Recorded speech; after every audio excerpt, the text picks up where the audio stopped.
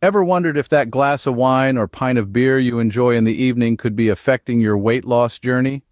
Well, today we're going to explore the fascinating relationship between alcohol and weight loss. We'll be revealing some surprising facts that might just change your happy hour habits. And stay tuned, because we've got a special segment featuring a character inspired by the heavyweight champion, Tyson Fury. So, let's dive right in and uncover the truth about alcohol and weight loss. To understand the impact of alcohol on weight loss, we first need to understand that alcohol is calorie-dense. Yes, you heard it right. Alcohol packs a caloric punch, coming in at about 7 calories per gram, making it almost as calorie-dense as fat. That's right.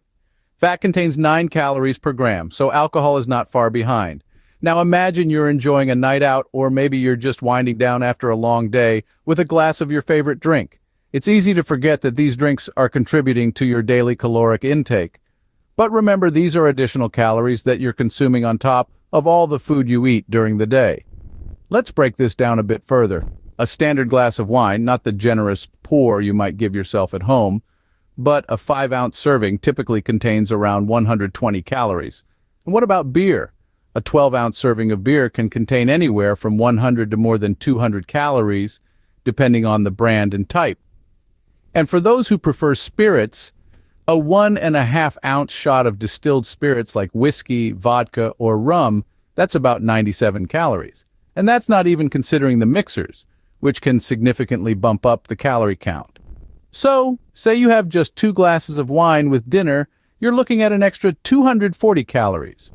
Over a week, that's an extra 1,680 calories. Over a month, that's a whopping 6,720 calories. To give you some perspective, 1 pound of body weight is equivalent to roughly 3,500 calories. So those extra glasses of wine or beer can really start to add up. And that's why understanding the calorie content of alcohol can be a game changer when it comes to managing your weight. But that's just one piece of the puzzle. Stay tuned as we delve deeper into how alcohol affects your metabolism in the next segment. But the story doesn't end with calories. Alcohol can also affect your metabolism. You see, our bodies are incredibly efficient machines, and when something new enters the system, it's quick to respond. When you drink alcohol, your body springs into action to metabolize it. Now, you might be wondering, what exactly does metabolize mean? Well, in simple terms, it means breaking down the alcohol to remove it from your body. But here's the catch. Your body considers alcohol a toxin, and toxins are priority number 1.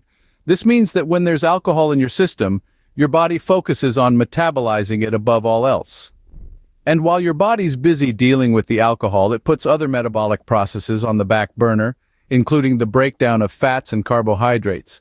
This can have a significant impact on your weight loss efforts. If your body is constantly sidetracked by alcohol, it's not burning fat and carbs as efficiently as it could be. This could potentially lead to those fats and carbs being stored as fat in your body rather than being used for energy. And it doesn't stop there. Regular alcohol consumption can also lead to a decrease in muscle mass. Muscles are metabolic powerhouses, burning more calories even when you're at rest. So, less muscle means a slower metabolism overall. So, while that glass of wine or beer might seem harmless or even enjoyable, it could be quietly sabotaging your weight loss efforts by slowing down your metabolism. And remember, it's not just about the extra calories you're consuming from the alcohol itself. It's about how those calories interact with your body's metabolic processes. So, alcohol can slow down your metabolism, making it harder to lose weight. It's a sobering reminder that when it comes to weight loss, every choice we make can have an impact. Have you noticed feeling hungrier when you drink? Well, it's not just your imagination playing tricks on you. Alcohol has a sneaky way of increasing your appetite, making that late-night pizza or those extra appetizers seem all too appealing. You see, alcohol can mess with your brain's hunger signals. It can stimulate the hypothalamus, the part of your brain that controls hunger and thirst. This stimulation can make you feel hungrier than you actually are. So that extra slice of cake or that bag of chips you would normally resist suddenly becomes a lot harder to say no to when you've been drinking. Moreover, alcohol's inhibition-lowering effects can also play a role. When you're sober, you might find it easier to stick to your diet plan and say no to unhealthy foods. But throw a couple of drinks into the mix, and your resolve might just go out the window. That's because alcohol can impair your judgment, making it harder for you to make healthy food choices. And let's not forget about the high calorie content of many alcoholic beverages. Combine these calories with the extra food you're likely to consume, and it's easy to see how alcohol can contribute to weight gain. So, alcohol can lead to overeating, further contributing to weight gain.